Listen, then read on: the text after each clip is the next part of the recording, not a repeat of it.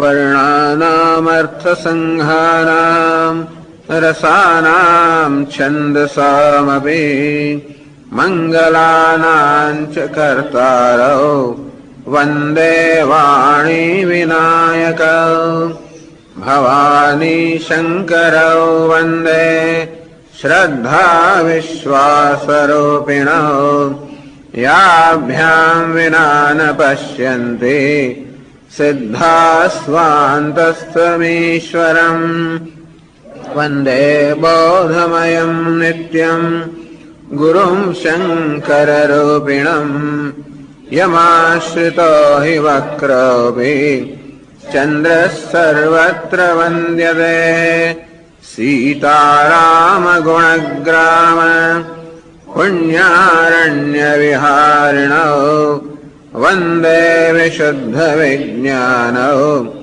कवीश्वरकपीश्वरौ उद्भवस्थितिसंहार कारिणीम् क्लेशहारिणीम् सर्वश्रेयस्करीम् सीताम् नतोऽहम् रामवल्लभाम् मायावशवर्ति विश्वमखिलम् ब्रह्मादिदेवासुराः यत्सत्त्वादमृषैव भाति सकलम् रज्जौ यथा हेर्भ्रमः यत्पादप्लव एक एव हि भवाम्भोधे स्थितिशावताम् वन्देऽहम् तमशेषकारणपरम् रामाख्यमीशम् हरिम् नानापुराणनिगमागमसम्मतं यत् रामायणे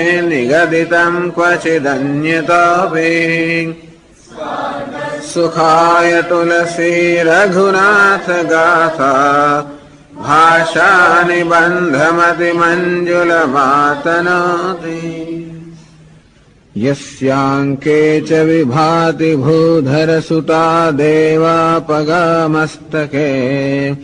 भाले बालविधुर्गले च गरलम् यस्योरसि व्यालरार् सोऽयम् भूतिविभूषणः सुरवरः सर्वाधिपः सर्वदा शर्वः सर्वगतः शिवः शशिनिभः श्रीशङ्करः पातु माम् प्रसन्नतायान्नगताभिषेकतः तथा न मम्लेव न वासदुःखतः मुखाम्बुजः श्रीरघुनन्दनस्य मे सदास्तु सामञ्जुलमङ्गल नीलाम्बुजश्यामलकोमलाङ्गम् सीतासमारोपितवामभागम् पाणौ महासायकचारुचापम् नमामि रामम् रघुवंशनाथम्।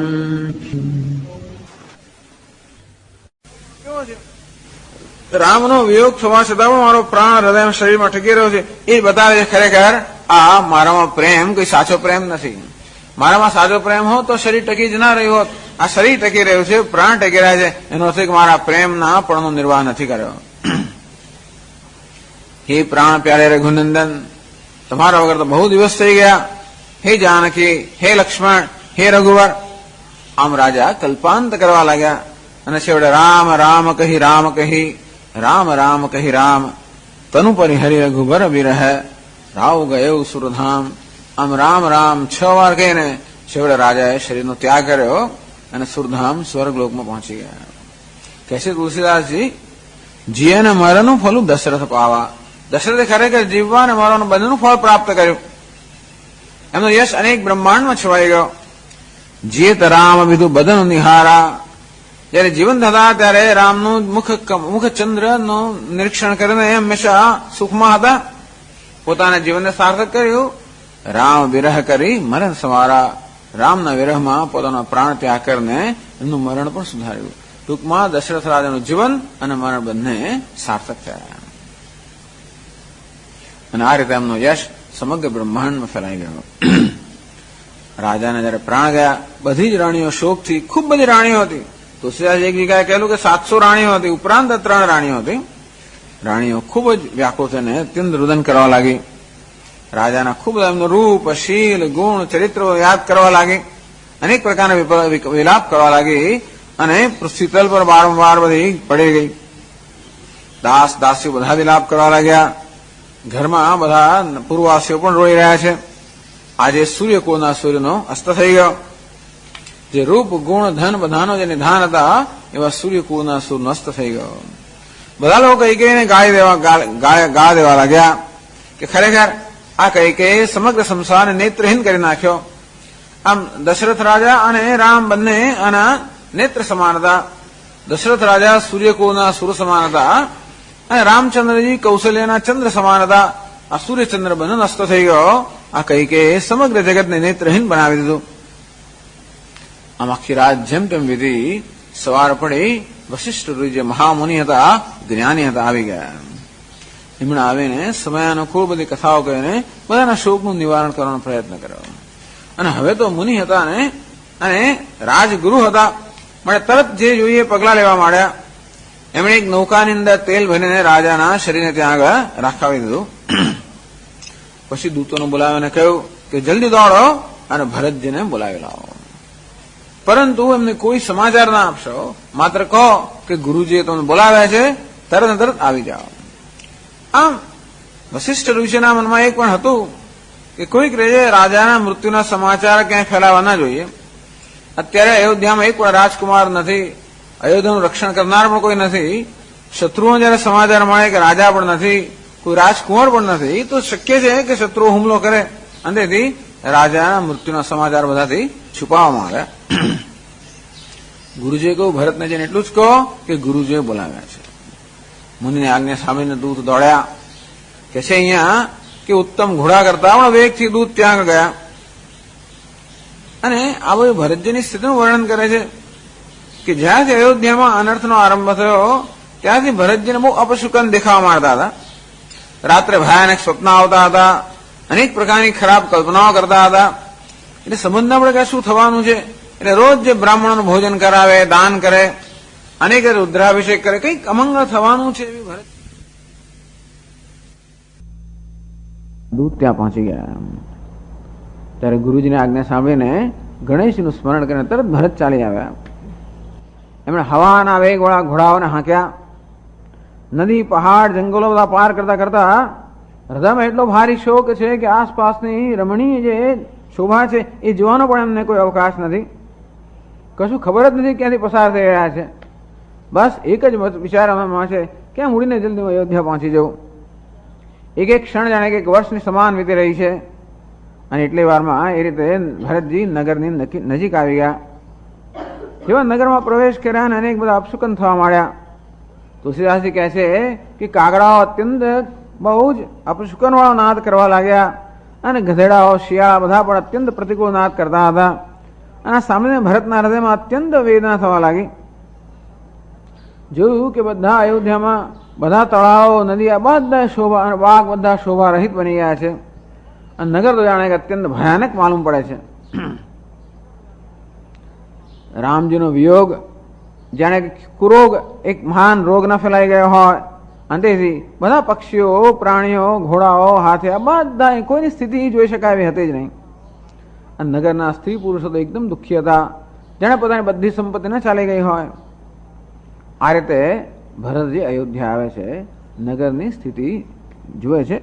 158 દોહામાં તુલસીદાસજી કહે છે,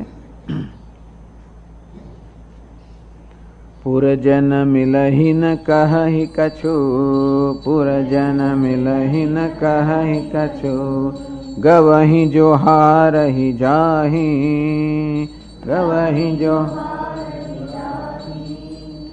ભરત કુશલ પૂછી ન सकही, ભરત કુશલ પૂછી ભય વિષાદ મન માહી, ભય વિષાદ મન માહી. પૂર્વજન મિલહી ને કહાઈ કછું. બધા ભરતજીને બધા નગરજનો મળે છે, કોઈ કશું બોલતું જ નથી. નગરજનો પણ કોઈ રીતે વાત કરવાના મૂડમાં છે જ નહીં. ભરત હવે તો રાજા છે, રાજા હોવાના કારણે એમને આદર આપે છે, નમસ્કાર કરીને બસ ચાલતી જ પકડે છે, કોઈ કશું વાત કરવા માંગતું નથી. અને ભરતજી પણ કંઈ પૂછવા માંગતા નથી. એમનો ભાઈજી કદાચ કોઈને પૂછીશ અને અત્યંત અમંગળ સમાચાર પ્રાપ્ત થાય, ભરતજી પણ કોઈને કશું પૂછતા નથી. અને સીધા આવે છે મહેલમાં. તુલસીદાસજી આગળ વર્ણન કરે છે.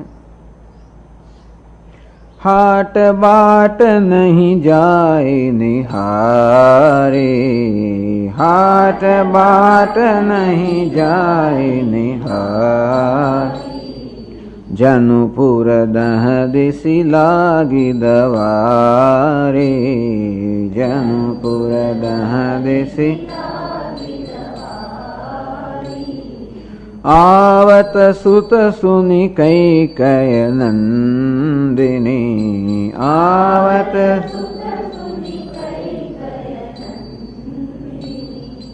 हर्षि रविकुल जलरुह चंदिनी, हर्षि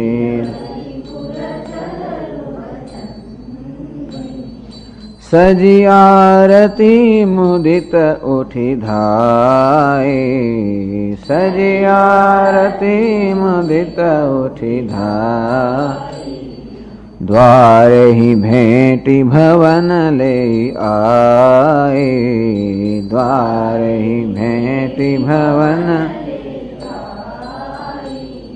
भरत दुखित परिवार निहारा, भरत दुखित परिवार निहार, मानहु तुहिन बनज बनु मारा, मानहु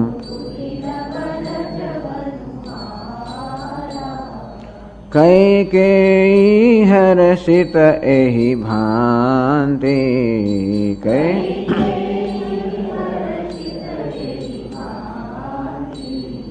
मनहु मुदित दवलाई किराते, मनहु सुतहि ससोच देखि मनु मारे, सुतहि ससोच देखि मनु मारे, पूछति नहीं हर कुशल हमारे, पूछति सकल कुशल कहीं भरत सुनाए, सकल कुशल कहीं पूछी निज कुल कुशल भलाए, पूछी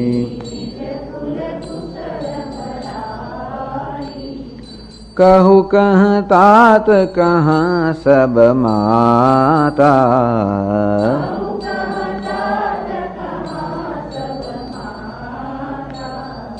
कहाँ सिय राम लखन प्रिय भ्राता,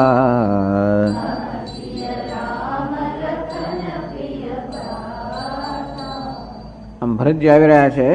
હાટ બાટ નહીં જાય નિહારી, કોઈ બજાર રસ્તા કોઈ વસ્તુ પણ જોઈ એવું જોઈ શકાતું જ નહોતું. ટૂંકમાં બધી ત્યાં સર્વત્ર દુર્દશા હતી. કહે છે જનુપુર દહન દિશી લાગી દવારે, જાણે કે દશે દિશાની અંદર આગ ન લાગી ગઈ હોય. આગળ તુલસીદાસજીએ કૈકેયીને એક કિરાત એટલે કે ભીલડી સાથે સરખાવેલી. આ ભીલ લોકોમાં માન્યતા હોય છે કે પોતાના બાળકને કંઈ થઈ ગયું હોય, બાળક માદું પડી ગયો હોય ને રોગ જતો ન હોય તો એમ માને છે કે જો વનમાં આગ લગાડી દઈએ તો બાળક સારું થઈ જાય. તો કૈકેયી ભીલડી છે, એનો બાળક છે આ ભરત, એને સાજો કરવા માટે, એનું હિત કરવા માટે એણે સમગ્ર અયોધ્યામાં અને સૂર્યકુળના વંશમાં આગ લગાડી દીધી. જનુપુર દહ દિશી લાગી દવારે, જાણે કે અયોધ્યા રૂપી વનની અંદર ચારે દિશા દસે દિશામાં આગ ન લાગી ગઈ હોય. આ વદ સુત સુની કૈકેયી નંદિની, કૈકેયીને એવું ખબર નથી કે મેં આગ લગાડી છે, એ તો જુદા અત્યારે જુદા જ મૂળની અંદર છે. આ વદ સુત સુની કૈકેયી નંદિની, આ કૈકેયી નંદિની કૈકેયી સાંભળ્યું કે પોતાનો દીકરો આવી રહ્યો છે. હર્ષિ રવિકુલ જલરુહ ચંદિની, વળી પછી કૈકેયી માટે ઉપમા આપે છે. કૈકેયી કેવી છે? રવિકુલ જલરુહ ચંદિની, કૈકેયી ચાંદની સમાન છે. શેના માટે? આ રવિકુળ એટલે કે રઘુવંશ, જલ રઘુવંશના કમળ માટે ચાંદની સમાન છે કે ચાંદની આવે એટલે કમળ જે છે બીડાઈ જાય. અને તો આ રઘુકુળના કમળ માટે ચાંદની સમાન કૈકેયી, ટૂંકમાં જેને કારણે આ સમગ્ર રઘુકુળ બીડાઈ ગયું હતું, જેને કારણે સર્વત્ર દશે દિશામાં આગ લાગી ગઈ હતી, એવી કૈકેયી જ્યારે સાંભળ્યું કે ઓહો પોતાનો દીકરો આવી રહ્યો છે ત્યારે અત્યંત પ્રસન્ન થઈ. આ એક જ છે અત્યારે ને પેલી મંથરા, બે જ છે અત્યારે દુનિયાની અંદર જે અત્યારે પ્રસન્ન છે. ભલે આમ કૈકેયી નંદિની કહે છે, ટૂંકમાં કૈકેયીની દીકરી છે ત્યાં આનંદ કરનારી છે, પણ અહીંયા અયોધ્યાની અંદર મહાન અનાસ કરનારી છે. તો એને હૃદયમાં અત્યંત આનંદ થયો. સજી આરતી મોદી તો ઉઠી થાય. કોઈ હતું ને એની પાસે, બીજા બધા તો બધા શોકમાં વ્યાકુળ હતા, કૈકેયી પાસે કોઈ ના હતું. એ સ્વયં એણે આરતી સજાવી ને એકદમ ઉઠીને દોડી. દ્વારે ભેટી ભવન લઈ આવી, સીધી અને દરવાજા પર જ મળી ભરતને. એટલે કોઈ ભરતને કશું કે પ્રકારની તક આપે નહીં, સીધી દોડીને ભરતને મળી અને દરવાજા પર જ મળી. ભવન લઈ આવી અને પોતાના ઘરમાં લઈને આવી. ભરત દુઃખિત પરિવાર નિહારા. ભરત જોયું કે બધો પરિવાર અત્યંત દુઃખી છે. માનવ તુહીને બને જ બનુ મારા. તો વળી પરિવારની સ્થિતિ કેવી છે કે વનની અંદર એક સરસ કમળનું વન હોય અને ત્યાં આગળ જેવી રીતે હિમ પડે અને કેવું કમળનું વન બધું સુકાઈ જાય, તેવી રીતે ભરત જેવું કે સમગ્ર પરિવાર જે કમળ વન સમાન છે, જાણે કે હિમ ન પડી હોય, બધા એકદમ સુકાઈ ગયા છે. તો ટૂંકમાં આ બધાના મનમાં, ભરતમાં ખૂબ બધી આશંકા છે કે શું થઈ ગયું છે. અને કૈકેયી જાણે છે કે એને હું મારી રીતે વાત કહેવા માંગુ છું, જો બીજું કોઈ ગમે તેમ કરીને એને ભરમાવી દે તો ભરતનો જો મૂળ ખરાબ થઈ જાય તો પછી આ બધો આનંદ જતો રહે. એટલે બીજા કોઈને તક આપ્યા વગર કૈકેયી પોતે જ પોતાની રીતે બધી વાત કરવા માંગે છે, જેથી એ ભરતનો પ્રેમ પ્રાપ્ત કરી શકે, ભરતની ખુશી પ્રાપ્ત કરી શકે. કૈકેયી હર્ષિત ભાંતિ મનઃ મુદિત દવ લાય કિરાત. એ જ કહે છે કૈકેયી મનમાં ખૂબ પ્રસન્ન છે. એ પ્રસન્ન છે જેમ કોઈ ભીલડીએ સમગ્ર વનમાં આગ લગાડી દીધો અને જોઈને આમ પ્રસન્ન, હા બસ હવે મારો દીકરો બચી જશે. કહે છે કે એવી માન્યતા છે કે બસ આ વનમાં આગ લગાડી દીધી, હવે મારો દીકરો બચી જશે. તો કૈકેયી જોયું બધું આગ લાગી ગઈ છે, બસ મારો ભરત હવે સારી રીતે રાજ્ય કરશે, પ્રસન્ન થશે. સુતહી સસોચ દેખી મનુ મારે. પણ કમનસીબે એના મનમાં જે આનંદ, જે પ્રસન્નતા છે, ભરતના મન પર દેખાતી નથી. ભરત તો અત્યંત શોકમગ્ન છે. એ જોઈને પોતાના મનનો આનંદ છે દબાવી દે છે કે એકદમ બહાર નથી પાડવા માંગતી. અને એને જાણે કે ભરતને શું કામ શોખ હોવો જોઈએ, ભરતને બધો આનંદ હોવો જોઈએ. એટલે જાણે કે પોતે નિર્દોષ એમ પૂછે છે, ભરતના મનમાં શોક કેમ છે એનું કારણ કઈ પૂછી રહી છે. પૂછતી નહીં હર કુશલ હમારે. એ ભરત તારા મોં પર અત્યંત શોક છે, શું તારા મોસામાં બધા કુશળ તો છે ને, ત્યાં તો કઈ નથી બન્યું જેને કારણે તે દુઃખી હોય. તો એ રીતે પ્રશ્ન પૂછી રહી છે. સકલ કુશલ કહી ભરત સુનાય. ભરત જે બધું કુશળ સંભળાવ્યું કે ત્યાં કશું થયું નથી, બધું બરાબર છે. પૂછી નીજે કુલ કુશલ ભલાય. હવે ભરતજીને એક તક મળે અને પોતાના કુળની, પોતાના કુટુંબની કુશળતા પૂછી રહ્યા છે. કહું કહ તાત. પૂછે છે હે માતા, આ પિતાજી ક્યાં છે? કહા સ માતા, આપણી માતાઓ ક્યાં છે? કહા સિંહ રામ લખન પ્રિય ભાતા. સીતાજી ક્યાં છે, લક્ષ્મણજી ક્યાં છે અને પ્રિય ભાઈ રામજી ક્યાં છે? આમ ભરત જો કે હું આટલે દૂરથી આવ્યો, આટલા દિવસ પછી આવ્યો અને છતાંય મને કોઈ મળવા આવ્યું નથી, આશ્ચર્ય થાય છે. આમ તો કૈકેયી દશરથ રાજાને અત્યંત પ્રિય હતી.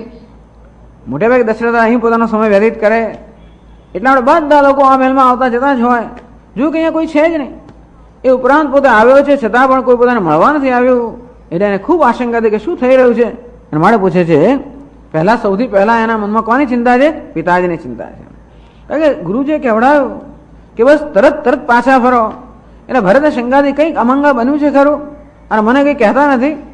અને એમણે પણ પેલા દૂતને બહુ દબાણ ન કર્યું, કારણ કે દૂતને આજ્ઞા થઈ છે માટે દૂત કંઈ સમાચાર ન કહે, દૂતને દબાણ ન કર્યું. મનમાં અત્યંત આશંકા છે, પિતાને કંઈ થઈ તો નહીં ગયું હોય.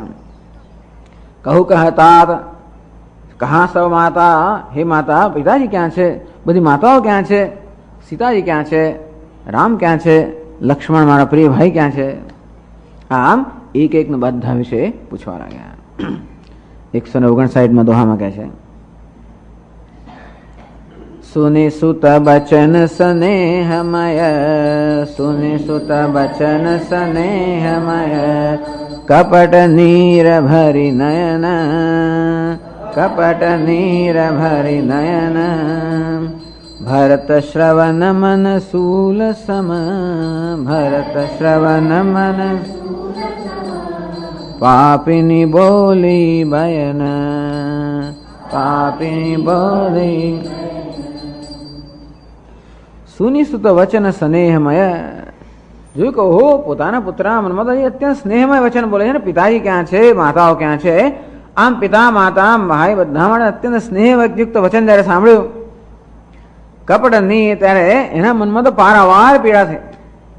કૈકેયીના મનમાં પારાવાર પીડા થઈ. એને અત્યાર સુધી કઈ પીડા થઈ નથી. એના પતિ મરી ગયા તો પણ એને કઈ પીડા નથી. માત્ર પુત્રને એ લોકો માટે સ્નેહ એ માટે એને પીડા થઈ. અને છતાં આ પતિનું આ મૃત્યુ થયું, આ બધો અનર્થ થયો, પોતાને કંઈ પીડા થઈ નથી એવું તો દેખાડી ના શકાય. અને માટે જાણે પોતાને મહાન પીડા ન થઈ હોય. કપટ નીર ભરી નયન અને કપટથી પોતાના આંખોની અંદર આંસુ લાવી બધી જાતની કુશાદા છે. તો આમ અત્યંત નાટક કરે છે. આ પ્રકારનું નાટ્ય કરી રહી છે કે જાણે પોતાને અત્યંત પીડા ન થઈ હોય. પાપીની બોલી બેન અને આ પાપીની એ પ્રકારના વચન બોલી. કયા પ્રકારના વચન બોલી?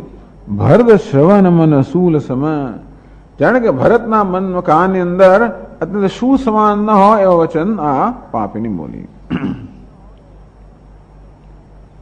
કારણ આ કવિ તો એને પાપી કહે છે કારણ એને કારણે જ એના પતિનું મૃત્યુ થયું, એને કારણે રામજીને વનવાસ થયો.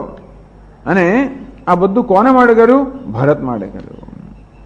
ભરતને જયારે સાંભળે છે કે મારે માટે થયું, આમ તો મહાન આઘાતજનક વસ્તુ છે જ, પણ ભરત જયારે ખબર પડે કરે ને મારે કારણે આ બધું થયું, પિતાનું મૃત્યુ થયું, રામને વનવાસ થયો, અને ત્યારે એ વચન સાંભળીને કાનમાં જાણે કે શું ન ભોંકાતું હોય એવું વચન.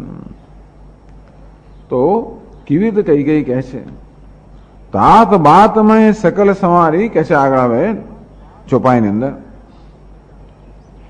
तात बात में सकल संवारी तात बात में सकल भई मंथरा सहाय बिचारी भई मंथरा सहाय कछुक काज विधि बीच बिगारे कछुक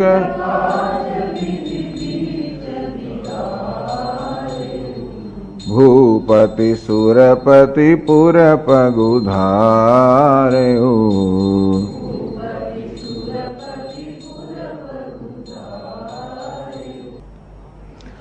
सुनत भरतु भय बिबस विषादा सुनत भरतु भय बिबस जनु सह में करि के हरिनादा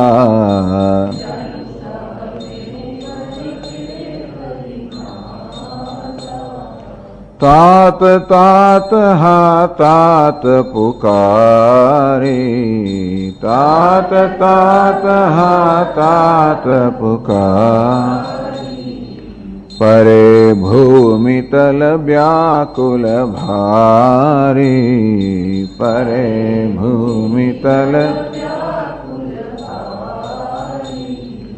चलतन देख न पायं तो ही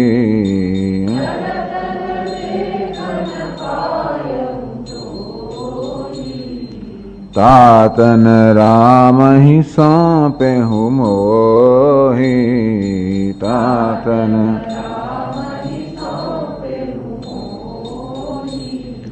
बहुरी धीर धरी उठे संभारी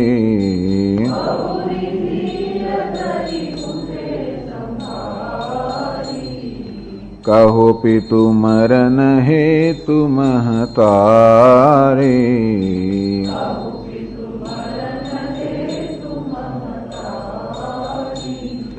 सुनि सुत बचन कहति कैकेयी,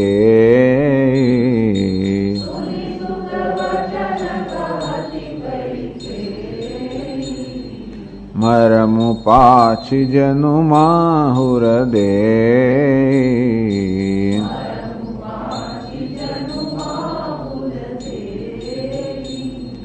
आदि हुते सब आपनि करनी,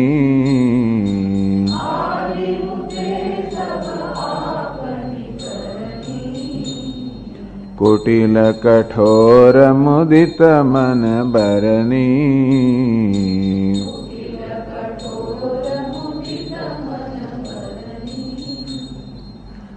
હવે કઈ કઈ કહેશે ભરતને, तात बात में सकल समारी।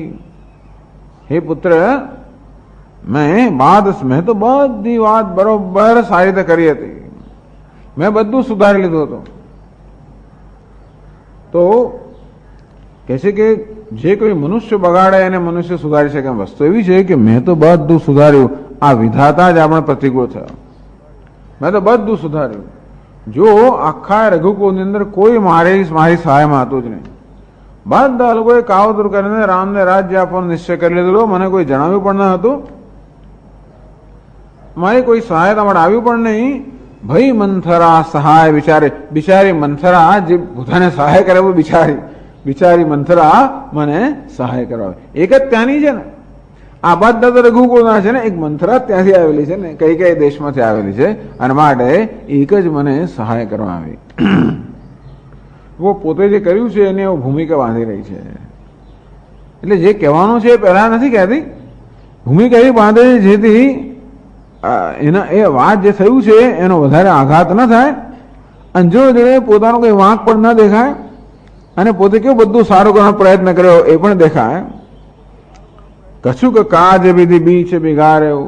પણ હે ભરત, જો ને મેં તો બધું સારું કર્યું, અને છતાં આ વિધાતા પ્રતિકૂળ છે, એને જ કંઈક બધું બગાડ્યું. અને એકવાર વિધાતા બગાડે ત્યારે કોણ એને સુધારી શકે? તેથી ટૂંકમાં જે બધું સારું કર્યું મેં કર્યું, જે ખરાબ છે બધું વિધાતાએ કર્યું. અધર્વમ ધર્મ વિદ્યા મન્યતે તમસા વૃથા.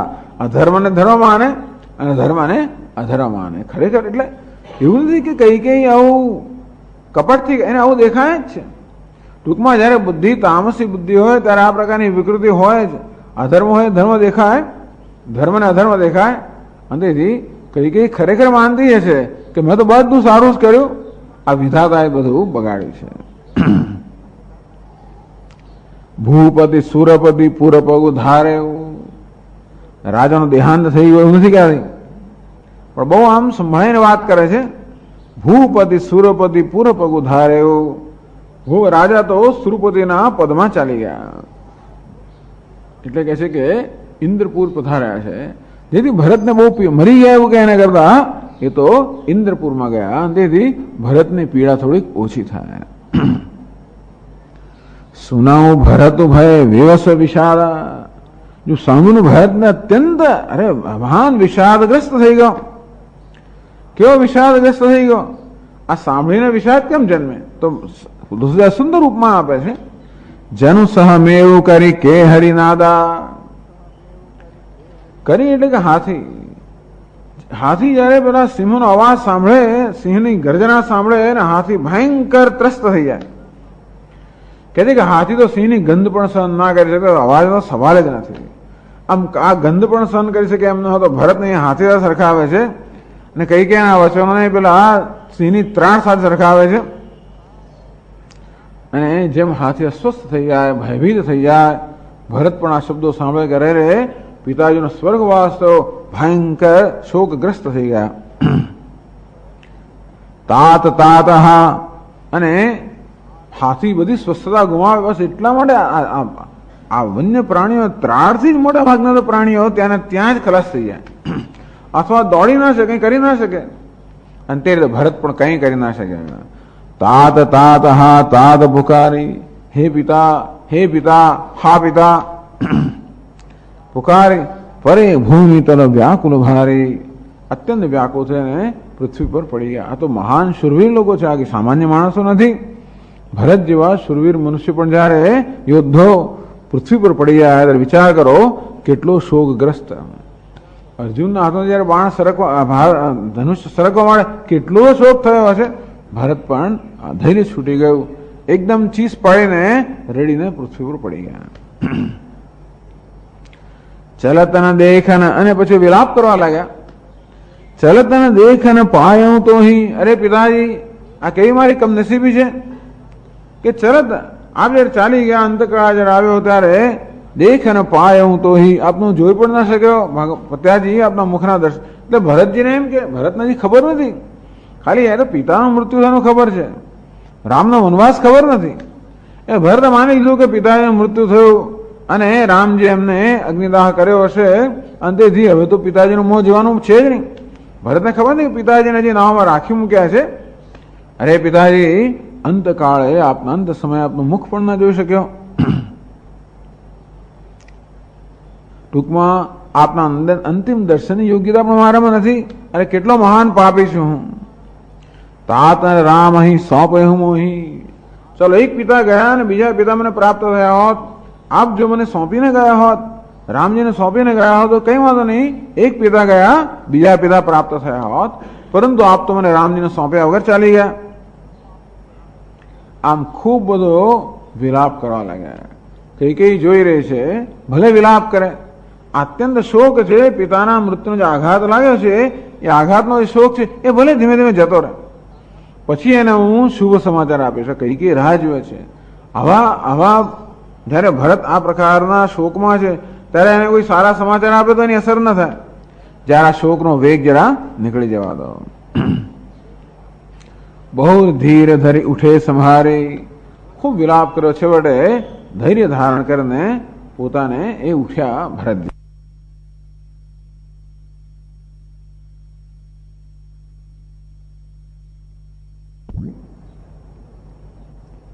અને પૂછવા લાગ્યા, કહું પિતું મારા હે તુમ હતા. અરે હે માં આ પિતાનું મૃત્યુ કેમ થયું? બસ હવે પૂછે છે કે મૃત્યુનું કારણ પૂછે. હે પિતા, હે માતા, આ પિતાના મરણનું કારણ બતાવો.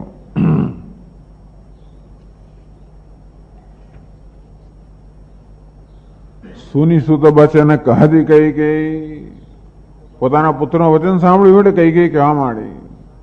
કઈ જે વચન કહે છે ને, તુલસીદાસની ઉપમા એને જડતી તો ઉપમા આપે છે. આમ વચન ધીમે કેવા કઠોર થતા જાય છે, એક પછી ઉપમા તુલસીદાસજી આપતા જાય છે. અત્યારે ભયંકર ચોટ તો લાગી છે. પહેલા મરમ પાછી જનું માહુર દે.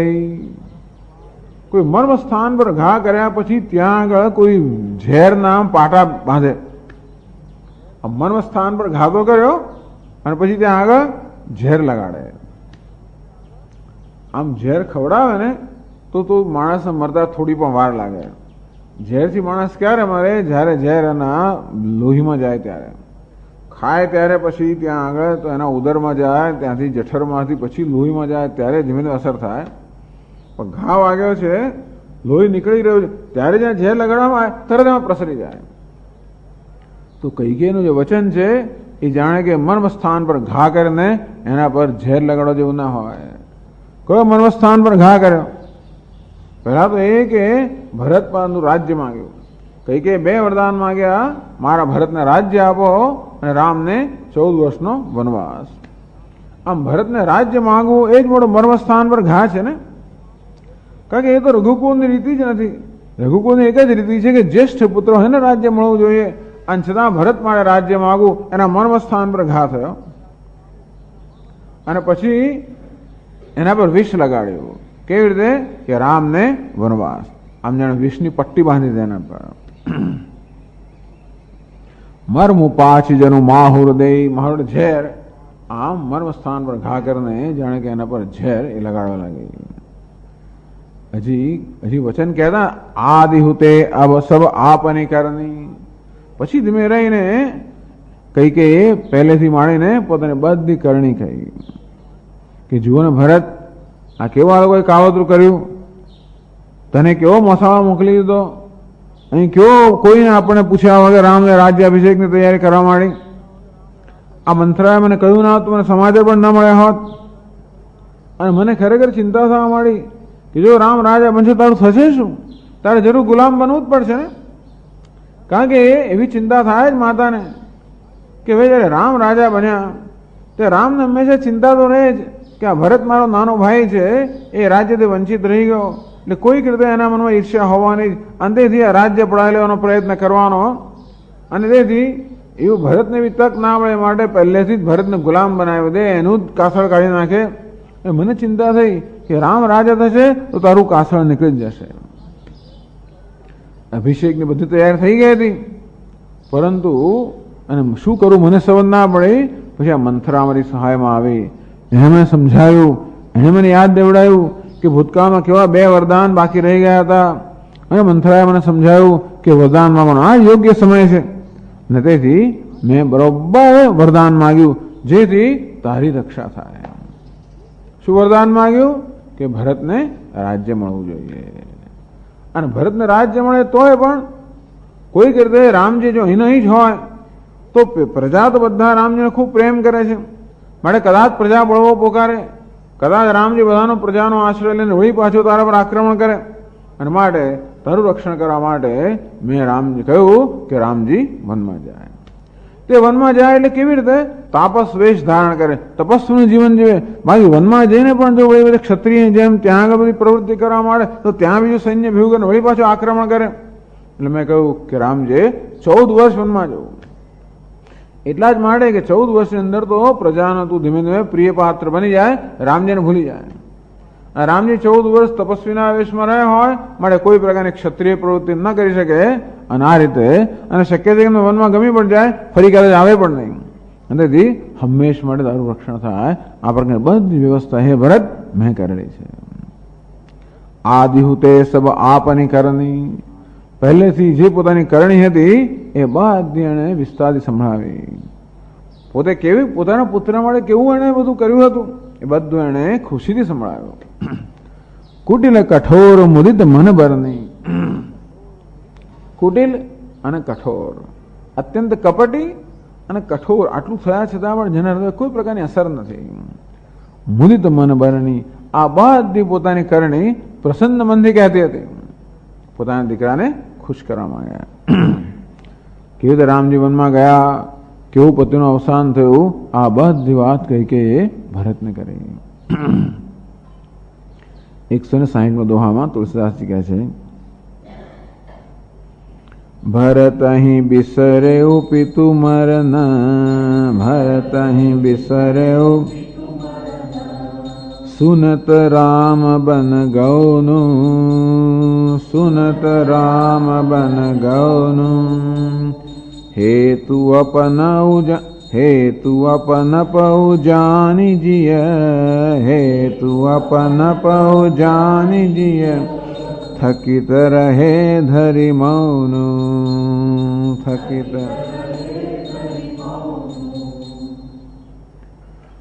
ભરત અહીં સુનત રામ વન ગૌનું, ભરત જયારે રામનું વન ગમન સાંભળ્યું પિતાને ભૂલી ગયા.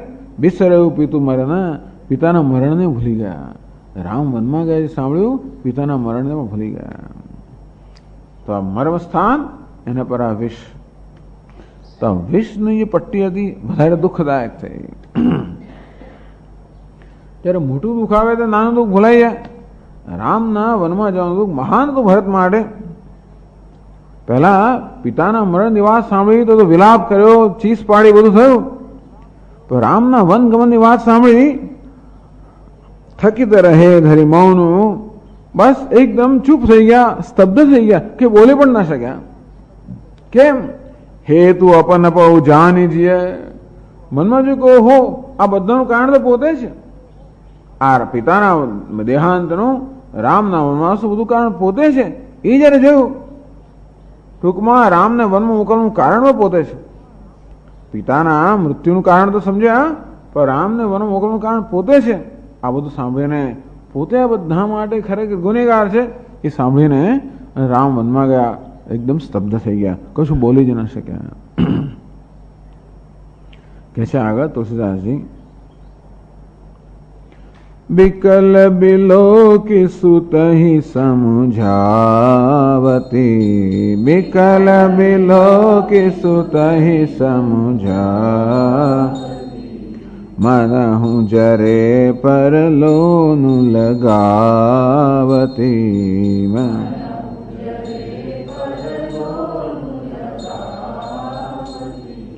तात राव नहीं सोचई जोगु, तात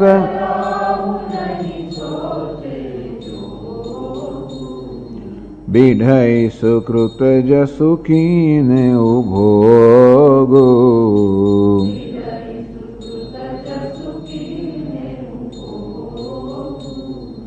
जीवत सकल जन्म फल पाए, जीवत सकल जन्म फल, अंत अमरपति सदन सिधाए, अंत अमरपति अस अनुमानी सोच परिहरहु, अस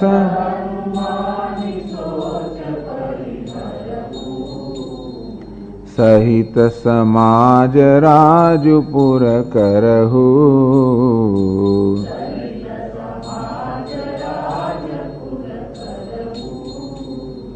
सुनि सुठी सह में राजकुमारो,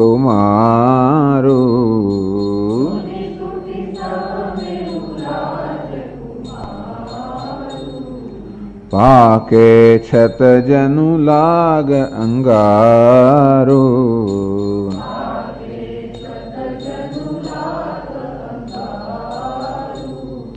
धीरजु धरि भरि लेहिन उसासा,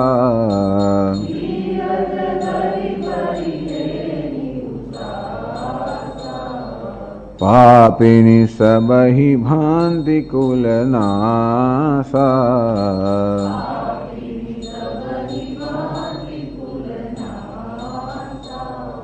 जौ पे कुरचि रही अति तोहि,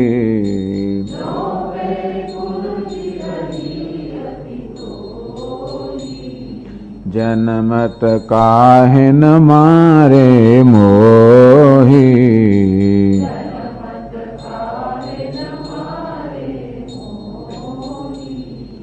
पेड़ काटिते पालौ सींचा,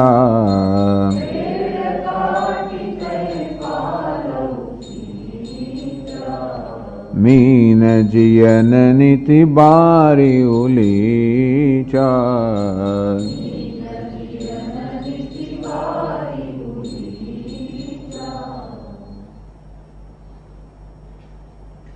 बिलक बिलोकी सुत ही समुझावती, मनहु जरे पर लोनु लगावती. આમ કહી કે ભરતજીને કહી રહી છે બિકલ બિલોકી, જો કે પોતાનો દીકરો અત્યંત વ્યાકુળ છે, સુતઈ સમજાવતી, એને સમજાવે છે. શું સમજાવે છે? તાત રાવ નહીં સોચે જોગું, હે પુત્ર આ રાજાનો ખરેખર શોક કરવાની જરૂર નથી, રાજા શોકને યોગ્ય નથી. અશોચાનંદનો શોક મળે એટલે ત્યાં એવું જ છે. કારણ કે કહે છે ભગવાન કે ભીષ્મ દ્રોણ તો શોક કરે છે. ભીષ્મ ને દ્રોણ તો અત્યંત સુકૃત છે, ટૂંકમાં ખૂબ પુણ્ય કર્મ કરેલા છે. તો એમને આત્માની દ્રષ્ટિએ જોવા જતો હોય તો શોકને યોગ્ય છે જ નહીં, કારણ આત્માનું ક્યારેય મૃત્યુ કે જન્મ છે જ નહીં.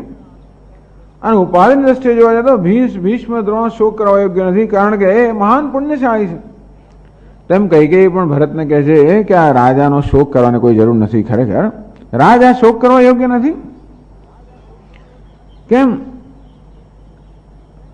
વિધય સુકૃત જસુ કીને ભોગું, એમણે તો ખરેખર સુકૃત અને જસ એમણે બંને રીતે સુકૃત પ્રાપ્ત કર્યું, ખૂબ પુણ્ય પ્રાપ્ત કર્યું છે અને મહાન યશ પ્રાપ્ત કર્યો છે.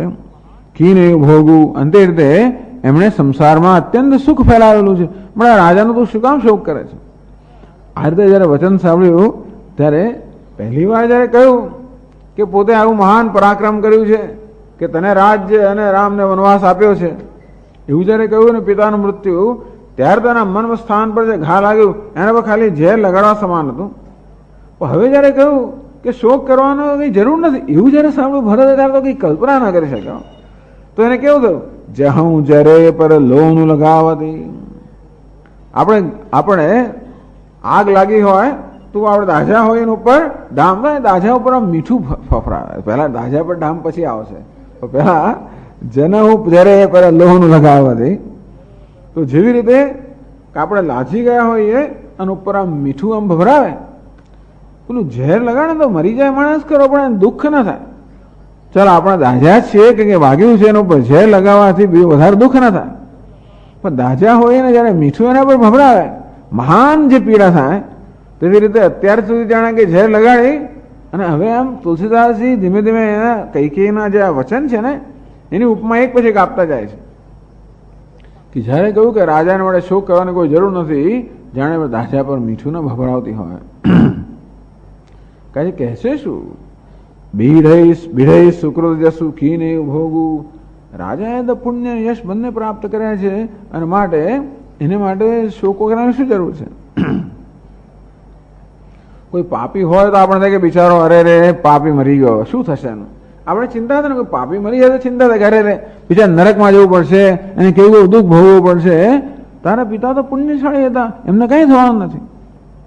અને કોઈ એમને જ મરી ગયો હોય જેને કોઈ જાણતું કરતું ના હોય તો આપણે અરે બિચારો દુઃખી હતો ને મરી ગયો, અને કોઈ જાણ્યું પણ નહીં, એવું પણ નથી. રાજા સુખી હતા અત્યંત અને એમનો મહાન યશ વ્યાપેલો હતો, માટે એમને માટે આ જન્મ માટે કે પરલોક માટે કોઈ રીતે દુઃખ કરવાની જરૂર નથી. જીવત સકલ જન્મ ફલ પાય. રાજાએ જીવન અત્યારે સમગ્ર જીવનનું ફળ પ્રાપ્ત કર્યું, અર્થાત એમણે મહાન યશ પ્રાપ્ત કર્યો. ટૂંકો રાજા તો મહાન ધર્મિષ્ઠ હતા અને અશ્વમેધ અનેક બધા યજ્ઞ આદિ કરેલા. અંત અમરપતિ સદન સિદ્ધાય. જોકે કઈ કે અનુમાન કરે છે કે રાજા સ્વર્ગમાં ગયા હશે, પણ અનુમાન યોગ્ય છે, કારણ કે રાજા અત્યંત પુણ્યશાળી હતા, ખૂબ યજ્ઞ આદિ કરેલા અને તેથી એમને તો જરૂર સ્વર્ગમાં ગયા. એ સિવાય ઇન્દ્ર એમના મિત્ર પણ હતા, એટલે ઇન્દ્ર બોલાવી જ લે. અને માટે અંત અમરપતિ સદન સિદ્ધાય. મૃત્યુ પછી એ અમરપતિના એટલે કે દેવતાઓના ઇન્દ્રના અમર સદનમાં ગયા અને તેથી શોક કરવાનો શું જરૂર છે. અસ અનુમાન સોચ પરિહરહુ. આમ અનુમાન કરને હે ભરત તું બધા શોકનો ત્યાગ કર. રાજા તો ગયા પણ કઈ રાજા ગયા એટલે બધું જતું નથી રહ્યું. રાજા ગયા પછી બધું રાજ્ય તો અહીંયા જ છે, અને આ બધું પોતાની સંપત્તિ બધું રાજ્ય બધી વસ્તુ છોડીને ગયા છે. સહિત સમાજ રાજ પૂર કરવું, અને તેથી આ બધા સમાજ પર તું રાજ્ય કર. તું વ્યર્થ અત્યારે સુખના સમયે દુઃખ કરે છે. તું કઈ કે આશ્ચર્ય થાય કે આને દુઃખ કેમ થાય છે. ભરતને જે થતું હોય છે પણ ભરતને કઈ કે આમ બોલી કેમ શકે અને કઈ કે સમજ નથી પડતી કે ભરતને કેમ દુઃખ થાય છે. તું તો મોટો રાજા બનીશ, તું વ્યર્થ દુઃખ કરે છે. જેમ જેમ આ સાંભળતો ગયો ભરત સોની સુઠી સહમેવ રાજ સમસમી ગયો. આ સાંભળીને પેલો રાજકુમાર ભરત સમસમી ગયો. આ રાણી સાહેબ તો બધી પોતાની વાતો આમ વઢાડીને કહી રહી છે, પોતાનો પરાક્રમ. એટલે એ જેમ જેમ પોતાનો પરાક્રમ કહી રહી છે તેમને ભરતની વેદનામાં જે વધારો થાય છે એને માટે ત્રીજી ઉપમા આપે છે. પાકે છત જેનું લાગે અંગારું. જ્યારે પેલો ઘા પાકી ગયો હોય, ફૂલ્લો થયો હોય, એના પર કોઈ ડામ દઈ દેતો અને કઈ ભયંકર વેદના થાય. અને તો એક તો પહેલા મર્મ સ્થાન પર ઘા કરીને ત્યાં આગળ ઝેર લગાડે, અથવા તો આગ જે બીજા દાઝી ગયો હોય એના પર મીઠું ભભરાવે, અને હવે જાણે ફૂલ્લો પાકી ગયો હોય એના પર ડામ દે. ટૂંકમાં રામને વનવાસ જવાનું કહ્યું ત્યારે તો જાણે ઘા પાકી ગયો, એના ઉપર પાછા કહે છે કે તું રાજ કર. એક તો પિતાજીનું મૃત્યુ થયું, રામ તો વનમાં ગયા, જાણે એટલો અનર્થ પૂરતો ન હોય એમ કહે છે કે તું હવે રાજ્ય કર. એટલે પેલા એનો ફોલ્લો તો પાકી ગયો, એના પર ડામ દે છે. અંગારો મૂકી દીધો એને, લાગ અંગારો. શું કરે ભરત? ધીરજ ધરી ભરી લેહી સાસા. અત્યંત ધીરજ ધારણ કરીને એને લાંબો શ્વાસ લીધો. પાપીની સવહી ભાંતિ કુલનાશા. કે અરે હે, પછી એવું બોલ્યો ભરત હે પાપિની સબહી ભાંતિ કુલનાશા, હે પાપિની તે તો બધી રીતે કુળનો નાશ જ કરી નાખ્યો. અરે રે, તું તો ટૂંકમાં આ સૂર્યકુળના કમળ સમાન, કમળ માટે ચાંદની સમાન નીવડી. પેલા રાજાને મારી નાખ્યો, બધાએ પરિજનોને પણ મરણ જેવું દુઃખ પ્રાપ્ત કરાવ્યું. પોતાના પ્રિય પુત્રને તે વનમાં મોકલ્યો. ટૂંકમાં નાશ કરવામાં કોઈ તે કમી રાખી જ નથી. હવે ભરત કહે છે, જો પણ કુરુચ રહી હતી તો જન્મદ કાહે ન મારે મોહી. હે માતા, તારમાં આટલી બધી કુરુચિ હતી. કુરુચિ કેમ? તો કે આજે રઘુકુળની જે નીતિ છે કે જ્યેષ્ઠ પુત્રના રાજ્ય મળવું જોઈએ, એની વિરુદ્ધ તારા મનમાં મતિ સૂજીને એ તારી કુરુચિ છે. અને એમાં વળી પાછી રામજીને વનમાં તો મોકલ્યા, મુનિવેશ ધારણ કરીને મોકલ્યા. અત્યંત નિર્દોષ બિચારા રામ, લક્ષ્મણ, સીતા એમને મુનિવેશ ધારણ કરીને વનમાં મોકલ્યા. અત્યંત કુરુચિ, કુરુચિ રહી હતી તો અત્યંત કુરુચિ તારી જયારે હતી ત્યારે એનો અર્થ તમારો તે શું કર્યું? અત્યારે મને મારી નાખ્યો. કેવો આ તેજો વધ થયો. ટૂંકમાં ભરતનો વધ થયો. ભરતનું યશોમય શરીર છે એનો વધ થઈ ગયો. ભલે ભરતના ભૌતિક શરીરનો વધ ના થયો હોય, પણ ભરતના યશોમય શરીરનો વધ થયો. કે એક તો કારણ કે ભરતને માટે જ આ રઘુકુળની રીતિની વિરુદ્ધ આ પ્રકારનું આચરણ કરવામાં આવ્યું. એટલું જ નહીં, પરંતુ આવા રામજી જેવાને પુણ્ય પુરુષને આવી રીતે મુનિવેશમાં મોકલવામાં આવ્યા. અને તેથી તે અત્યારે મારો વધ કર્યો, એને કદાચ મને જન્મ્યો ત્યારે કેમ વધ ન કરી નાખ્યો? તો છેવટે મને અપયશ તો ના મળે, અને મારા આ બધા પ્રિયજનોનો દ્રોહી તો ના બને. તમને દ્રોહી બનાવ્યો અને આ રીતે તે મારો વધ કર્યો. મને જન્મની સાથે તેને કેમ ના મારી નાખ્યો? જન્મદ કાહીને મારે મોહો, તો જન્મ્યો ત્યારે તમે મારી નાખ્યો હોત તો આમાંથી બચી ગયો હોત. પછી આગળ કહે છે, પેડ કાટી તે પાલવ સિંચા. એ માતા તે શું કર્યું છે? આમ વૃક્ષ હોય, વૃક્ષ પર નવી નવી કૂંપળા ફૂટતી હોય, તે શું કર્યું? વૃક્ષને કાપી નાખ્યું અને કૂંપળને હવે જળ રેડે છે. વૃક્ષ કોણ છે? રામજી વૃક્ષ છે. હું કોણ છું? કૂંપળ છું. આમ જયારે વૃક્ષના મૂળની અંદર જળ સિંચવામાં આવે તો આપોઆપ જ બધી કૂંપળને પોષણ મળવાનું જ છે. અને તે રીતે રામજી રૂપી વૃક્ષને જેવો તે જળ સિંચ્યું હોત તો હું કૂંપળ છું, મારું તો પોષણ થયું જ હોત. મારું પોષણ કરવા માટે મેં શું કર્યું? વૃક્ષને તે તો તોડી નાખ્યું, કાપી નાખ્યું, અને હવે હું આ કૂંપળ પર તું જળ સિંચી રહી છે. કેવી રીતે તું મારી રક્ષા કરવાની છે? મારી રક્ષા કરવા માટે કર્યું. કઈ કઈને એમ કે મારા દીકરાની રક્ષા કરવું. રામજી હોય તો કદાચ એને ભય છે, અને રામજીને મને મોકલી દીધા. એમ કરીને આ વૃક્ષને તે કાપી નાખ્યું, અને હવે તું આ હું જે કૂંપળ છું એની રક્ષા કરવાની ઈચ્છા કરે છે. તો કે મને રાજ્ય આપીને સંતોષ ન થયો કે રામજીને વનમાં મોકલી દીધા. અને તેથી બીજી કોઈ ઉપમા આપે છે, મીન જીયન નીતિ બારી ઉલીચા. કોઈ મહામૂર્ખ માણસ હોય એને લાગે, મહામૂર્ખ કહેવાય ને, આ વાંસળી જયારે પાણીમાં જુએ ને ત્યારે કોઈ મહામૂર્ખ, અરે આ પાછી બિચારી પાણી ઉડવી જશે. તો કોઈ મહામૂર્ખ મનુષ્ય હોય, માછલીને પાણીમાં જોઈને લાગે, અરે આ માછલી બિચારી પાણીમાં ડૂબી જાય, એટલે હું પાણી ઉલેચી નાખે. અંતે રીતે રામજી કહેવાય છે જળ સમાન છે, હું માછલી સમાન છું. તો રામજી જ્યાં હોય ત્યાં મારી રક્ષા હોય. અને તે રામજીને જ મારા ખરેખર રક્ષા માટે એના વિરોધી સમજીને એને મોકલી દીધા. અને તેથી આ માછલીનું રક્ષણ કરવા માટે જે બધા પાણીને ઉલેચી દેવામાં આવે, તે મારું રક્ષણ કરવા માટે આ રામજી રૂપી જળને તે વનમાં ઉલેચી દીધું, એમને વનમાં મોકલી દીધા. ટૂંકમાં હે માતા, મારું હિત ચાહનારી તે બધી રીતે સર્વનાશ કર્યો છે. કહે છે 161માં દોહામાં, હંસ બંસ દશરથુ જનકો, હંસ બંસ દશરથુ જનકો, રામ લખન સે ભાઈ, રામ जननी तू जननी भई, जननी विधिसन कछु न बसाई, विधिसन हम सबम समझल सूर्य, सूर्य को आहा सूर्य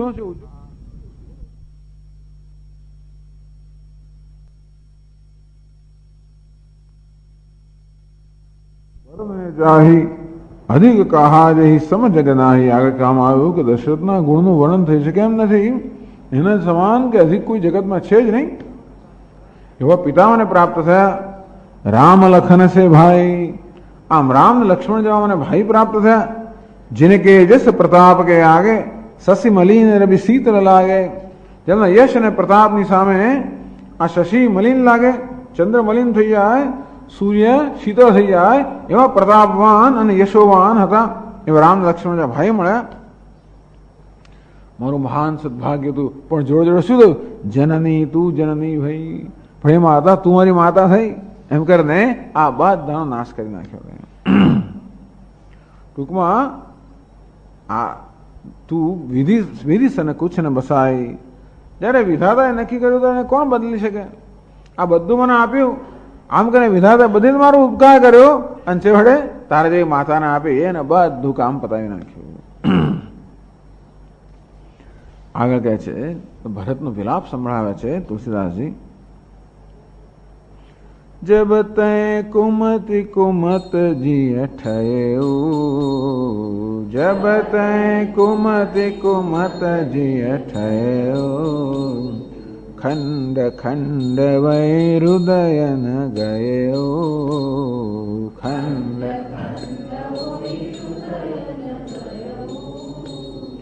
બરમાગત મન ભય નહીં પીરા, ગત મન ભય નહીં પી. નગરી ન જીહ મુહ પરે ઉન કીરા,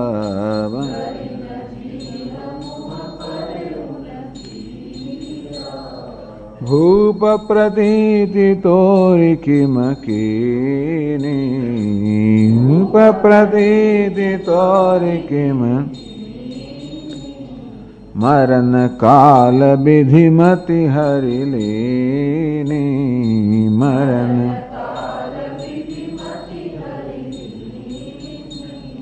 વિધિ હુન નારી હૃદય ગતિ જાની, વિધિ હુન નારી હૃદય ગતિ. सकल कपट अघ अवगुण खानी, सकल कपट अघ अवगुण.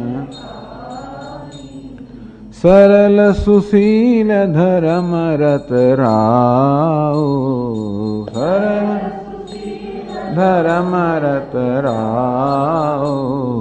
सौखिमि जानैतीय सुभाओ, सौखिमि जानैतीय सुभाओ.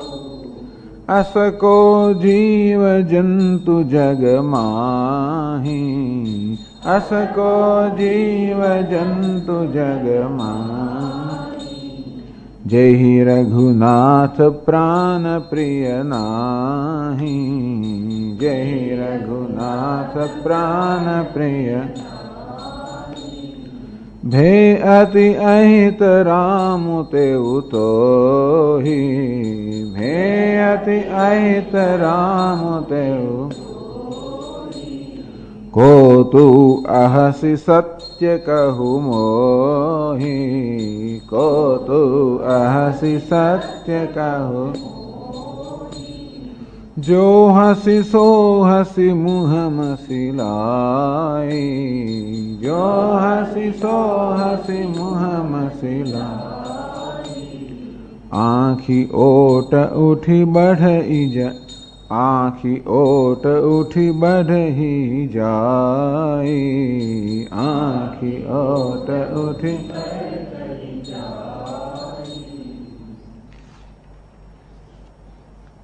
કે છે આગળ ભરતજી કે મારા જેવો દુર્ભાગી કોણ છે કે વિધાતે બધું આપ્યું ને છે તારા જેવી માતા આપી. જબ તે કુમતિ કુમત જીએ ઠયું, ખંડ ખંડ વય હૃદય ને ગયું. હે કુમતી, તારા હૃદયમાં જયારે આ પ્રકારની દુર્બુદ્ધિનો ઉદય થયો, તારા હૃદયને ટુકડે ટુકડે કેમ ન થઈ ગયા?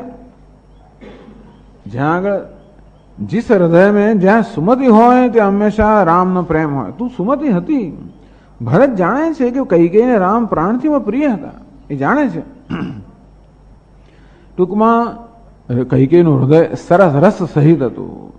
રામ માટેનો પ્રેમ એ જ ખરેખર રસ છે. એવો રસવાળું તારું હૃદય હતું. સામાન્ય નિયમ એવો છે કે રસ સહિતનો કોઈ પદાર્થ હોય એનો રસ જ્યારે સુકાઈ જાય ત્યારે પદાર્થ કેવો છે ટુકડા થઈ જાય. આમ રસ એટલે કે જળને કારણે જે પદાર્થ જાણે કે કિચ્છડ તો કે માટીનો એક જાણે કે લોંદો હોય, જળ સુકાઈ જાય માટી એકદમ કેવી થઈ જાય તો કે તૂટી જાય. તેવી રીતે તારા હૃદયની અંદર રામને આ પ્રેમ રસ હતો. એ રસ જ્યારે ચાલી ગયો ત્યારે તારું હૃદય કેમ ટુકડે ટુકડા ન થઈ ગયો? હવે કુબુદ્દી સુધી રામનો પ્રેમ જયારે જતો રહ્યો તારું હૃદય ટુકડા કેમ ન થઈ ગયો? ચાલો એ તો કહે છે ખંડ ખંડ વય હૃદય ને ગયો.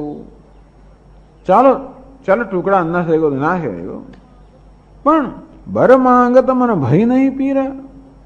ચાલો ભલે, પણ જયારે તે વર માંગ્યો કે ભરતને આવું ભરતને રાજ્ય મળવાનું ત્યારે મને જયારે રામ માટે પ્રેમ ન હોય અને એ ઉપરાંત રામને વનમાં મોકલવા માટે તો કેટલો એના માટે દ્વેષ છે, તો અરે રે કંઈક તો તારા હૃદયમાં પીડા થવી જોઈતી હતી ને, તને જરાય પીડા જ નથી. અને એકદમ આમ પ્રેમથી એવી કપટથી દશરથાને કે માંગો દૂસર બર કર જોરી પુરહુ નાથ મનોરથ મોરી. હાથ જોડીને દશરથ રાજાને કહ્યું કે મારે બીજું વરદાન માગવું છે, હે નાથ મારો મનોરથ પૂરો કરો. જે જીભથી ત્યાં વરદાન માંગ્યું અને જે મહાન ઘોર પાપ કર્યું, કહે છે ઘરીને જી હમુહ પરે એવું ન કીરા. તારી જીભ ગળી ઓગળી કેમ ના ગઈ? જે જીભથી ત્યાં વરદાનની માગણી કરી તારી જીભ ઓગળી કેમ ના ગઈ? અને જે મોંની અંદર આ પ્રકારના શબ્દો આવ્યા એ મોંમાં કીડા કેમ ન પડ્યા? તે નર નરક રૂપ જીવત જગત ભવ ભંજન પદ વિમુખ ભાગી. તે નર નરક રૂપ જીવત જગત ભવભંજન પદ વિમુખ અભાગી. જે ભગવાનના ચરણના પદથી ચરણથી વિમુખ હોય એવો અભાગી છે, તો એ નર ખરેખર નરકરૂપ જીવન જીવી રહ્યો છે. અને તો તે આવું તારી જીભ ઓગળી કેમ ન ગઈ? તારા મોંમાં કીડા કેમ ન પડ્યા? તે તો જે કર્યું એ કર્યું. હવે ભરતને થાય છે કે અરે ચાલો તું તો જે હતી તો હતી, કઈ થઈ તો થઈ. ભૂપ પ્રતિ તોરી કેમ ખીની. આ રાજાએ તારો વિશ્વાસ કેવો રીતે કર્યો? મહારાજ છે ને નીતિ કુશળ છે, જાણે કે રામજીનો અભિષેક છે અને જોયું કે આ કઈ કઈ કોપવનમાં આવી છે. જો આખી દુનિયાને જયારે આટલો આનંદ થયો અને કઈ કઈ કોપવનમાં આવી એનો થઈ થયો કે રામના રાજ્યાભિષેકના સમાચાર સાંભળીને અને ખરેખર દુઃખ થયું છે. અને તેથી રાજાએ ખરેખર તારા ઈરાદાનું કંઈક તો માપ કાઢવું જોઈતું હતું. એ ઉપરથી પછી કઈ કઈ બે વરદાન માંગે છે. અને તો પછી રાજાએ ખરેખર વિચારવું જોયું હતું કઈ કઈ વરદાન માગીને શું માગશે? એ રામજીનો દ્વેષ જ કરવાની છે, રામજી વૃદ્ધ કઈ માગશે. આવી રીતે આવા અવસર પર તો એમણે ખરેખર તારો વિશ્વાસ કરવો જોઈતો જ ન હતો. કે કોપ વનમાં તો કઈ ત્યાંથી તારા મનની લાગણી વ્યક્ત થઈ ગઈ હતી. અને તો પછી કેમ રાજાએ તારો વિશ્વાસ ભૂપ પ્રતિથી તોરી કિમ કીની. હે માતા, રાજાએ તારો વિશ્વાસ કેમ રીતે કર્યો? એમાં કેમ થયું? તારી જીભ કેમ ઓગળી ના ગઈ? આમાં કીડા કેમ ન પડ્યા? રાજાએ કેમ તારો વિશ્વાસ કર્યો? ખરેખર મારા કાલ વિધિ મતિ હરી નહીં. કાળ દંડ ગઈ કાહુ ન મારા, હરે ધર્મ વલ બુદ્ધિ વિચારા. કાળ દંડ કોણે મારે નથી? વિનાશ કાલે વિપરીત બુદ્ધિ. તો વિનાશ જયારે કાળ આવે ત્યારે હરે ધર્મ બલ બુદ્ધિ વિચારા. ધર્મ બળ બુદ્ધિ બધું હરી લેતો હોય છે. અને તેથી મરણ કાલ વિધિ મતિ હરી લીની. ખરેખર આ મરણ કાળ રાજાનો આવ્યો તેની મતિ, આ વિધાતા એની મતિ હરી લીધી અને તારા પર વિશ્વાસ કર્યો. તો કોઈ કહે કે રાજાને તો વિશ્વાસ હતો કે નહીં, હું તો બધું જાણું છું. અને આ તો કઈ કઈ તો ને ખાસ રાણી હતી ને, માનિત રાણી હતી, એને તો જાણતો જ હોય ને. તો કે રાજાને શું દોષ આપવું? ભરત કહે છે વિધિ હું ને નારી હૃદય ગતિ જાણી. રાજાને ક્યાં વાત કરવી? આ વિધાતા પણ નારીના હૃદયની ગતિ જાણતો નથી. આ ભરત પોતાના દુઃખમાં કહી રહ્યો છે. એટલે દુઃખમાં આ તુલસીદાસજીનો અભિપ્રાય છે એમ ન માનવું. આમાં શું થાય છે કે આવી બધી ચોપાઈઓ લઈને લોકો કહે છે જો તુલસીદાસજી એવું કહે છે. તુલસીદાસજી નથી કહેતા, પરંતુ માણસ જયારે અત્યંત દુઃખમાં આવી જાય, હૃદયમાં મહાન પીડા થતો કેવું કેવું બોલી શકે છે અથવા એને કેવું કેવું દેખાય છે. ટૂંકમાં આ ભરતનો અત્યારે વ્યક્તિગત દ્રષ્ટિબિંદુ છે, એ તુલસીદાસજી રજૂ કરી રહ્યા છે. આવા શબ્દો દ્વારા ભરતના હૃદયમાં કેવી વેદના થઈ રહી છે એ વેદનાનું ખરેખર અહીંયા વર્ણન થઈ રહ્યું છે. અને ભરત કહે છે કે રાજાને શું વાંક આપું? રાજા ગમે તે નીતિમાં કુશળ હોય તોય પણ શું? વિધિહુન નારી હૃદય ગતિ જાણી. આ વિધાતા જેને નારીને ઘડી એ જ એના હૃદયની ગતિ જાણતો નથી, કે માયા છે ને. ટૂંકમાં વિધાતાને જ માયા ઘડનારી છે. વિધાતા એટલે બ્રહ્મા પોતે જ માયાથી રચાયેલા હોય એ વિધાતા માયાની શું ગતિ જાણી શકે? અને આગળ કહે છે સકલ કપટ અવગુણ ખાની. આ બધા કપટ પાપ અને અવગુણની ખાણ સમાન છે એવા હૃદયને વિધાતા પણ ના જાણી શકે બિચારા. ટૂંકમાં અત્યારે રાજાને નિર્દોષ થાય. અત્યારે એના હૃદયની અંદર રાજા તો કે નીતિમાં કુશળ નથી એવું એ સ્વીકાર નથી ઈચ્છતો. ક્યાંક ક્યાંક તો દોષ આપવો જ પડે ને. આપણે થતા હોય છે. મને યાદ આવે છે એકવાર હમણાં જ થોડા વખત પહેલા સ્વામી સાથે વાત થતી મને એમનો એવો કંઈક પ્રસંગ. ગાડીમાં જઈ રહ્યા હતા સ્વામીજી સાથે, તો સ્વામીજી કોઈક બ્રહ્મચારીની વાત કરે. કંઈક નીકળી કંઈક વાત કે ફલાણો બ્રહ્મચારી છે, આમ છે તેમ છે. અને સ્વામીજી કઈ વાત સાચી છે. સ્વામીજી કહે છે કે ધેર ઇઝ સમથિંગ રોંગ, કંઈ ગડબડ છે ખરી એનામાં. કે છે કેમ?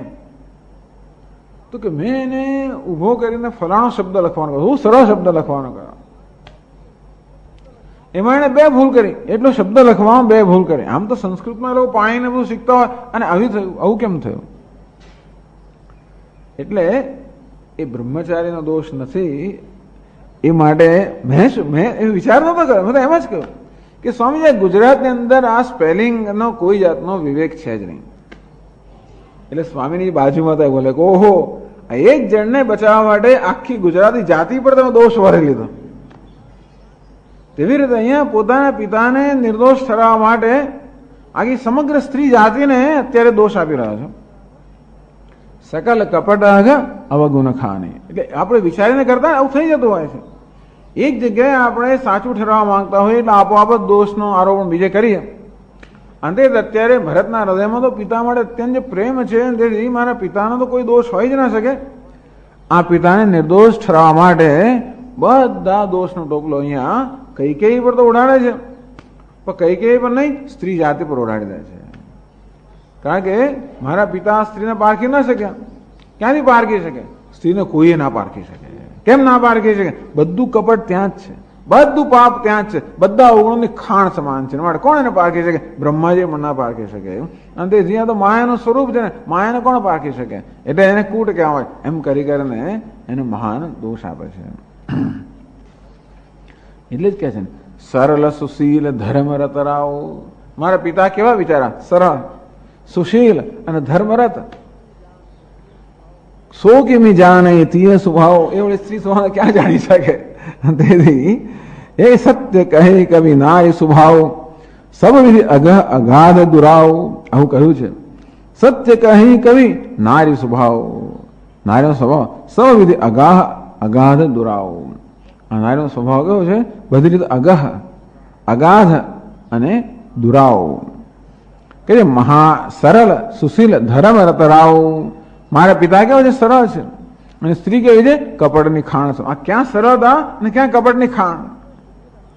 સુશીલ, મહારાજ કહે સુશીલ, અત્યંત શીલ, ચરિત્રવાન છે, પુણ્યશાળી છે. સ્ત્રી કેવી છે? અઘખાની, બધા પાપની ખાણ છે. ધર્મરત, પિતા મારા કેવા છે? ધર્મનિષ્ઠ છે. અને સ્ત્રી કેવી છે? અવગુણ ખાની, બધા અવગુણની ખાન છે. તો ક્યાં આગળ સરળતા અને ક્યાં કપટ, ક્યાં પુણ્ય ને ક્યાં પાપ, અને ક્યાં ધર્મ અને ક્યાં અવગુણ? ટૂંકમાં સો કિમી જાણે તીય સ્વભાવ. એ મારા પિતા બિચારા સરળ ભોળા એ સ્ત્રીના સ્વભાવને કેમ જાણી શકે? અને માટે આ વખતે એમનામાં કઈ મતિ ન સૂજી, વિશ્વાસ કર્યો અને એમનો વિશ્વાસઘાત થયો. અસકો જીવ. અને આગળ કહે છે કે ચાલો પિતાજી ગમે તે હોય, પણ તારા મનમાં આવું કેમ થયું? તારા મનમાં રામ પ્રત્યે દ્વેષ જન્મી જ કેમ શકે?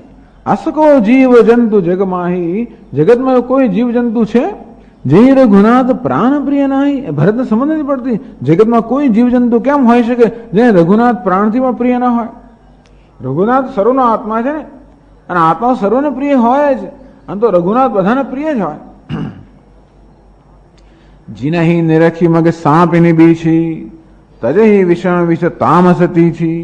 આગળ કહેવામાં આવેલું, જેને જોઈને આ સાપ અને વિષે બધા જયારે રામજી વનમાં ગયા ત્યારે વર્ણન કર્યું કે ત્યાંના બધા જે હિંસક પશુઓ અને પ્રાણીઓ અને જીવજંતુ બધા પોતાનો જે સ્વભાવ એ બધા સ્વભાવ જાણે કે ત્યજી દીધો.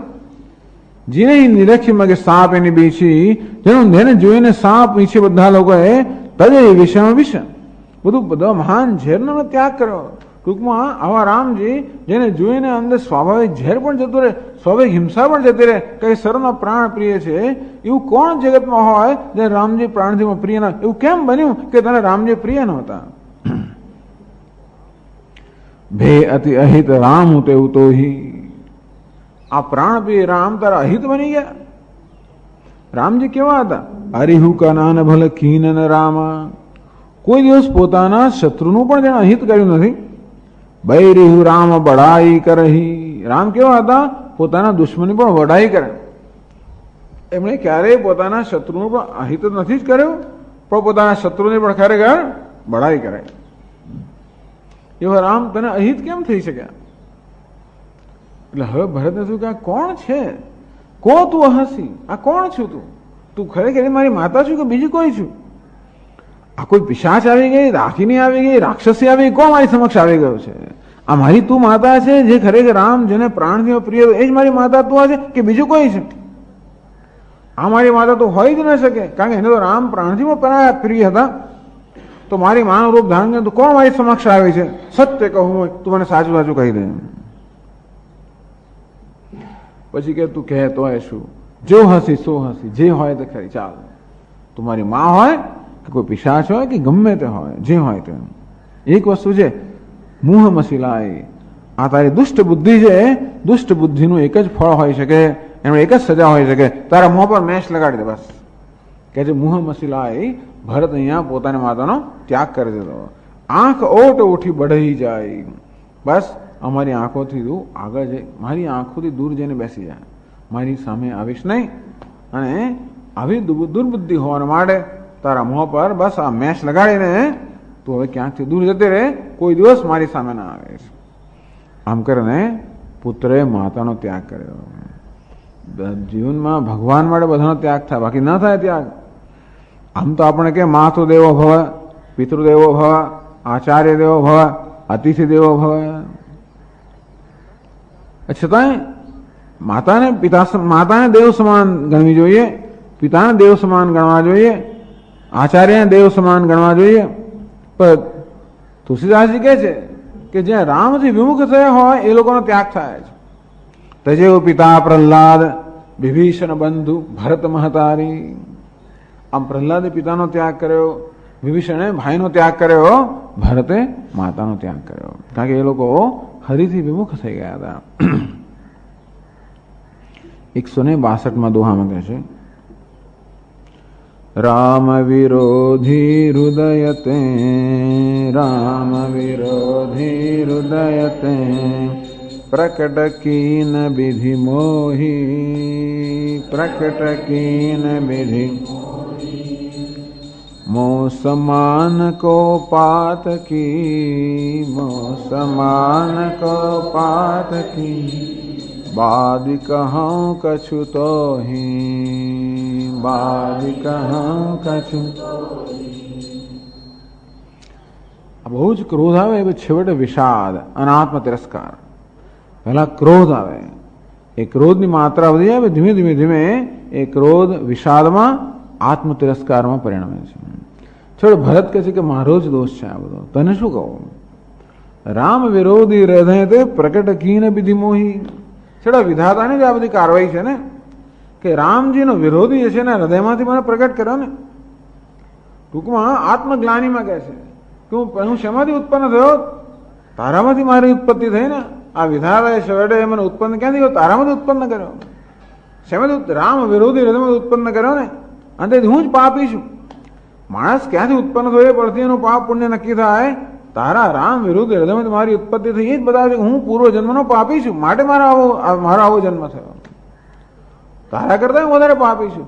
તું કઈ રામ વિરોધી હૃદયમાંથી જન્મી નથી. તને તું કદાચ પાપી હોવ તો પણ આ જન્મની જ પાપી છે, ત્યારે હું તો પૂર્વ જન્મનો પાપી છું. મોહ સમાન કોપાત ગઈ, આમ રામ વિરોધ હૃદયમાંથી જન્મ થાય એવા મારા સમાન કોણ પાતકી હોઈ શકે?